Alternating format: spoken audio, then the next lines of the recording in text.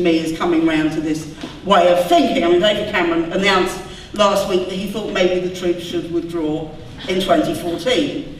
And that there's a process of Afghanisation going on, which means that the money, which is supposedly for reconstruction in Afghanistan, actually most of it goes to training the army and the police. Now, the Afghan police, there's a very, very high level of drug addiction and all corruption and all sorts of other things. The desertion rate from the Afghan army is 25%. In other words, people take the money and they take the gun and then they disappear and they don't come back. Now, it doesn't seem to me that in a few years' time you're going to be able to hand over to a stable Afghan army. And the main reason for that is because you don't have a government in Afghanistan that anybody thinks is worth fighting for. Therefore, the only way you can get them to fight at the moment is by paying them quite large sums of money by Afghan standards, but there is absolutely no political or cultural loyalty to a government which is rated officially by the Index on Corruption as the second most corrupt government in the world, all presided over by the United States and Britain. But it's worth remembering about this date of 2014, another 4 years' time. I calculated there were 10 British soldiers died in 10 days over the last week or so.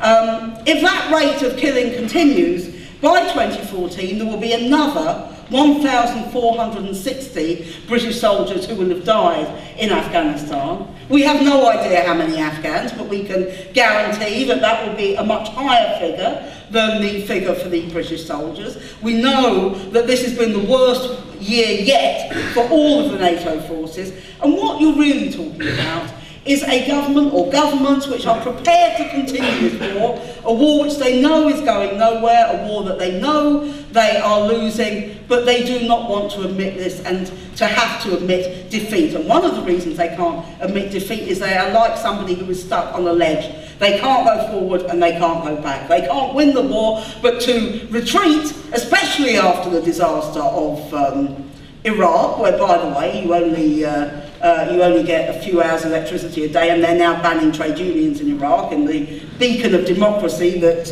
America and Britain have created there.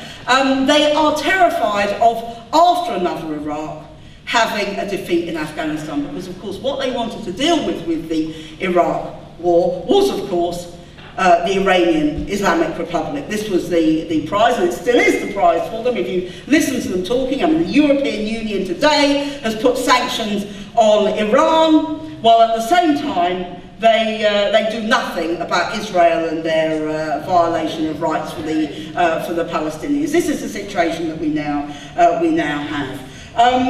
I just want to conclude by saying this, that this isn't just about what happens in Afghanistan. We have seen huge attacks on our civil liberties in this country. And over the last week, we had the 5th anniversary of the killing of Jean-Charles de Menezes at Stockwell Tube, who was murdered supposedly because he was mistaken for a terrorist, in the kind of, and who nobody has ever been brought to account for his killing. And only the same day as we had the 5th anniversary of his death, we were told to be no prosecution of Ian Tomlinson, the man who was killed at the G20 protest by the police last year. Now, these attacks on civil liberties are very, very severe, and of course they impact mostly on the Muslim community in this country, which is now criminalised in a way that it has never been before, where when you wage war on mainly Muslim countries, you have to demonise the people from those countries, you have to turn them into terrorists and extremists and say that they're a danger, they're the enemy within, and all the other things that we have. So there is a huge amount to fight for, and that's where I just want to conclude with the question about our movement. You see, I think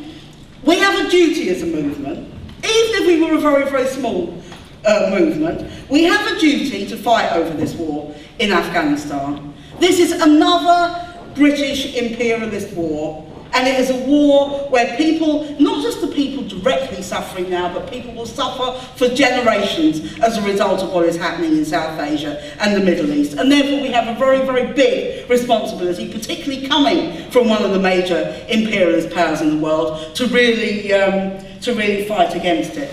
But We are lucky because we're not such a small movement. We know that majority public opinion agrees with us. We know that we can mobilise very large numbers of people on the streets, and we know that that is a job that we have to do. And therefore, I know it is a time when people are going off on holidays and everybody's kind of thinking about what they want to do in the summer, which isn't about demonstrating and having meetings and all the other things that we do most of the times of the year. But please, we need to organise. We're beginning to organise among some ex-soldiers, including Joe, who will be speaking tonight. We're beginning to get contacted by relatives, particularly partners of soldiers who are going to Afghanistan, who are absolutely terrified about what the consequences of them fighting in this war are about. We're getting more and more young people coming forward. We're setting up a group of school students against the war, which we hope from September will be doing things. We hope the students will be doing things. We hope everybody will do this. There are 2 dates I want to put in your diary. One is that Andrew has talked about, it's November the 20th, where there's a NATO summit in Lisbon, and we want a mass demonstration here in London in solidarity with the people in Lisbon, but also saying to our government we want the troops out. But also, and Jeremy Corbyn will probably speak about it when he gets here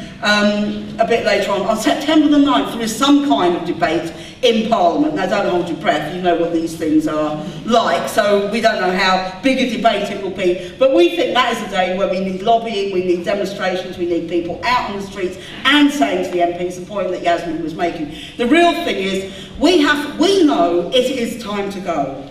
It's time to go for the British troops, it's time to go for all the NATO troops.